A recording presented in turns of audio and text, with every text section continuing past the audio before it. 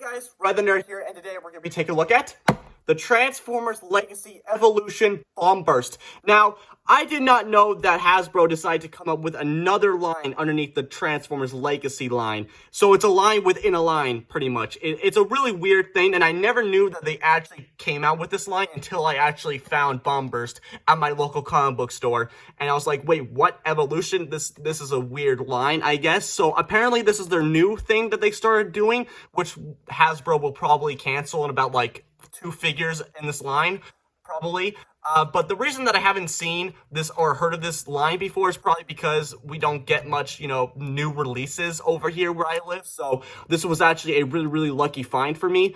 But anyway, enough talking about Evolution. Take a look at the box here. You can see Bomb Burst in his jet mode there. Really nice artwork. Flip around to the back here, or the side here, you could see Bomb Burst in his robot mode looking badass. I really like his design.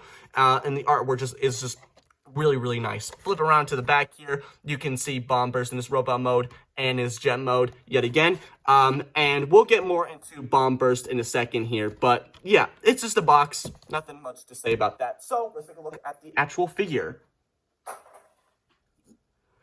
So, here is Bomb Burst, and if you're probably wondering to yourself, why is he a bat? Is he from Beast Wars? No, he is not actually from Beast Wars, despite his bat robot mode appearance. He is actually a pretender, and if you don't know what a pretender is, which I expect you not to know, basically what a pretender is, it's basically a transformer transforming into something other than a vehicle. So, a good example of this is, Alice from Transformers Revenge of the Fallen, which is like the Pretender's only actual live action debut, because Pretenders haven't been in Transformers media since forever, and that was pretty much their only actual debut, pretty much.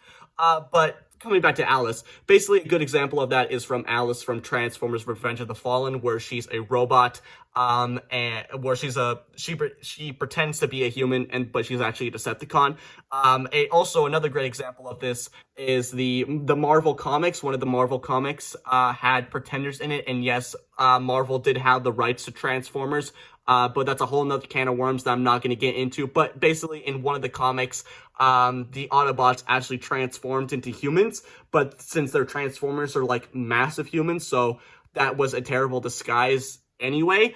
But Bomb Burst here, I don't think, correct me if I'm wrong, but I don't think he actually made an appearance in the actual G1 show. But he did have a G1 toy, which basically it just has his, classic, Transformers G1 appearance robot, and he just fits into a shell of what Bomb Burst's bat mode would look like. So basically it was basically a shell former, pretty much.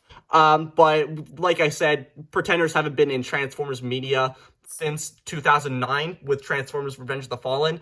And they haven't had many actual toys of Pretenders here. But I'm actually glad that they actually decided to go with Bomb Burst for their Evolution line, because, man, I actually really, really like how this guy looks. And he's probably one of my favorite core classes figures next to Iguanas. And so, take a look at Bomb Burst here.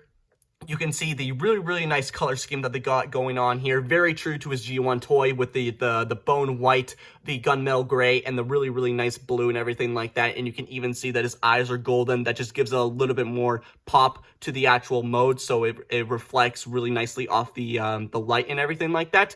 Flip around to the back here, you can see the kibble here.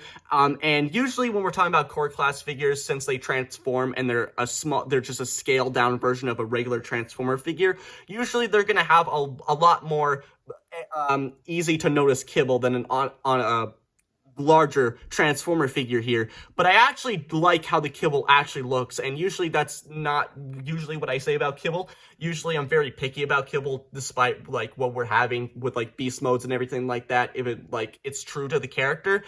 But I actually don't think this is actually true to the actual character design, at least. But I just really like how it flushes well with the actual robot mode here. And it actually doesn't look too terribly bad here. But yeah, taking a look at more detail. Very, very nice painting along the ears there. You can even see some more lines going through his ears like that. You can even see his tunnus painted as well. I really like how these claws are coming over his chest there. Really nice painted Decepticon logo. You can even see some more panel lines throughout the arms and the torso. Very, very nice feet detail detail there. Really like the mechanical detail on there as well. Flip around to the back yet again. You can even see some turbines. We'll get more into, you know, design when we actually transform him. But you can also see, I'm going to call these null rays here, because I actually don't know what these are actually called. So I'm going to call them null rays for simplicity's sake. But you can actually see, since he's a bat and everything like that, the actual underside of the backside of the null ray here actually has like some bat wing skeleton detail there, which looks really, really nice, and that's a really, really nice touch. So coming to articulation, usually with core class figures, the articulation is a bit limited, but I actually do like the articulation on this guy. You can get him into some really good poses, so let's talk about that. So for the head here, I was a little bit disappointed because he doesn't actually have a ball joint at the head. He just has a swivel here, but so he can only look left to right. He can't look up or down, sadly, but it's whatever. Coming to the arms here, you can it can rotate 360 degrees, move in and out, bend at the elbow here. No double bend, sadly, and the arm here can also swivel since it's on a ball joint. No wrist articulation. The null rays here are also on a swivel, and they can pop off, which we can talk about accessories later. He does have a waist swivel as well. Really, really nice for the legs here. He can kick that far, and he can move back that far. Bend at the knee, a alright spread, I would say, or maybe a pretty good spread if, say, for these thigh pieces. They're a little bit, they kind of jut onto the torso, so it stops from it going for a full spread here. For the feet here, the toes are on a hinge joint, but that's more for the transformation since they need to collapse onto the heel spur here. And the heel spur is also on a hinge joint as well. And the feet does have a really, really good pivot. So, like I said, you can get him into some really, really cool looking poses, but nothing too, dynamic or anything like that. So, but let's go back to the accessories here. So, like I mentioned, the null rays they can come attached, and they were detached in the packaging. So these are technically accessories, really, really good accessories. And here is another accessory, and I thought that this was a piece of parts forming and a lame excuse for a weapon, but this is actually relevant to his actual G1 toy, where the G1 toy had basically this exact piece, pretty much, just on a larger scale, and apparently to some people, this is actually an axe. So take a look at the detail on this axe here. You can really, really see some alright good detail on there. The paint is just, there's no paint on here, it's just a solid gray piece of plastic here. But it just plugs right into his hand here. So I guess he can go all out Viking on you, or he can just be a lumberjack and just chop down trees and drink maple syrup. I don't know what the hell lumberjacks do when on their day off, but let's hope that that's something. Anyway, for transformation here, you want to collapse the heels or the feet onto the heel spurs here using those hinge joints like I mentioned. Using the waist, you want to flip, or you want to rotate the waist here so so it's backwards here. Then you want to use the ball joint here, and there's a tab here that's going to fit right into that slot onto the chest here. Then what you want to do is that you just want to plug that in like so. Flip, do the exact same thing on the other side.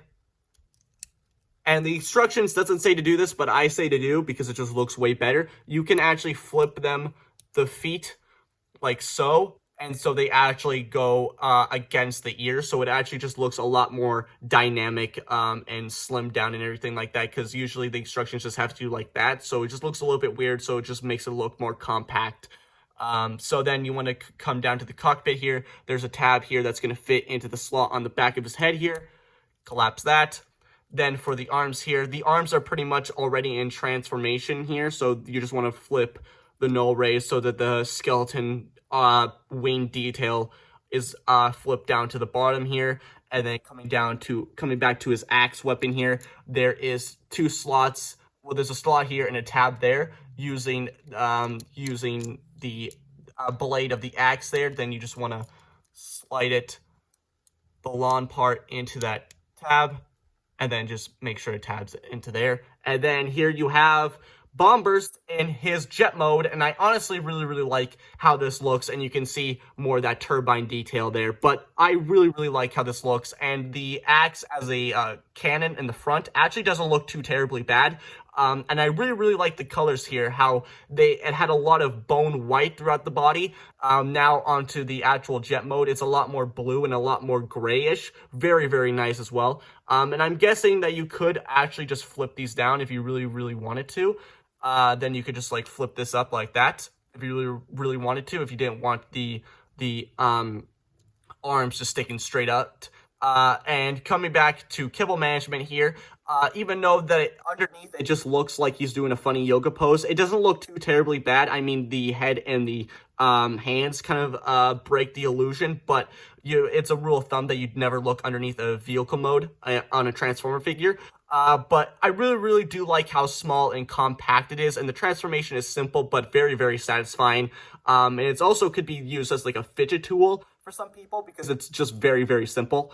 And I really like the bright, vibrant pinkish red for the actual cockpit here. Very nice, and you can see more of that panel lining on the no rays and on the arm for these bits here. These aren't arms, okay, because it's in its jet mode, so those aren't called arms, those are called something else. And then you can even see some, like, I'm guessing those are like little missile launchers on the side of his arms there, or is that just a little bit of detail? Either way, it looks really cool, and you can see the turbines in there, and then you can even see this little bit of a detail there as well, little wing tip there as well.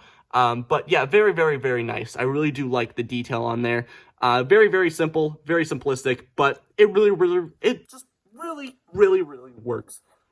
Take a drink every single time when I say really good in this video. I'm pretty sure you get hammered after the 5 seconds of you starting this video. But anyway, that's gonna do it for me, guys. I really hope you enjoyed this video. Like, comment, subscribe. I don't care what you do because you know what time it is. So, bye, guys.